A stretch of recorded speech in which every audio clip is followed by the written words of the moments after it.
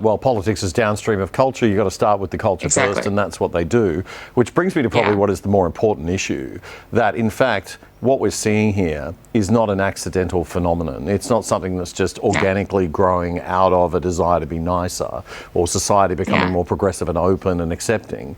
This is actually a political movement being actively driven by organised political entities. To what extent do you think that's correct?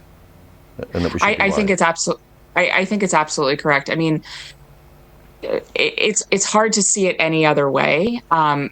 They are taking over huge sectors and the most important sectors of American society: medical associations, law associations, schools. I can't think of a sector of American power where this is not the prevalent theory.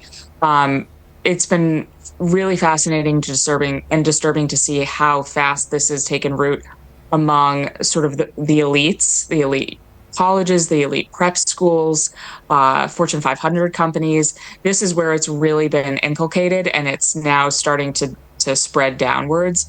And this is, I think, the cultural flashpoint, and where normal Americans are starting to realize this, and they're starting to have, DEI training at their job, at a restaurant or at a supermarket or at a small bank. And they're thinking, is this nonsense? This isn't just some crazy right-wing theory that's on Tucker Carlson. I'm seeing it right in front of my face. And their kids are coming home with worksheets where they're learning about the genderbread.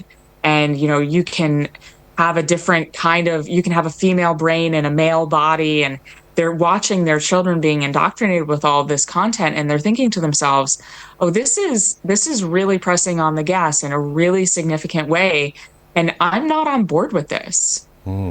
So we're not just being paranoid conservatives or paranoid classical liberals. That's what they want. I mean, they're trying to gaslight us and say, oh, it's all in your imagination, you're just a bigot. They're playing two different rounds. If you notice it, you're crazy, but also you're a bigot for caring. So they're trying to play both sides of the coin on it. It's very scary and tricky and clever and cunning. But not new. I mean, that's what they are. This is the thing, right? It's not new. This was happening at the turn of the 18th to 19th century, 19th to 20th centuries, right? And then we saw the result of it was authoritarian governments taking over massive countries that were otherwise just like us, and the massacre of their own citizens in the tens of millions just because of wrong think. And we're seeing it come after children in a really scary way, and that's why we wrote this book, because we're seeing the power of the state in a lot of these coastal states, Oregon, which is on the West Coast, California, New York. There's a concerted effort on the part of people who support this ideology to pass legislation in state legislatures that will really drastically reduce parent power in the face of all this. And so, you think there's this hypothetical family who have a child who's troubled and mentally ill. They're sort of encouraged by a mental health professional that the source of their unrest is their gender identity.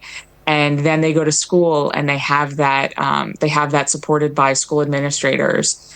And then they can go to a local clinic like Planned Parenthood, which is known for abortion, but they're also handing out hormones to gender-confused teenagers like it's cotton candy. So there are all of these sort of places in American society where normally you would have adults in the room pushing back and saying, this goes against your parents' right to know and consent to medical treatment, and they're saying, no, we know what's best for children, and it's not necessarily what parents think or want, and they're hiding it from parents. And that is a terrifying overstep from the state in the places that they have more power, like in schools.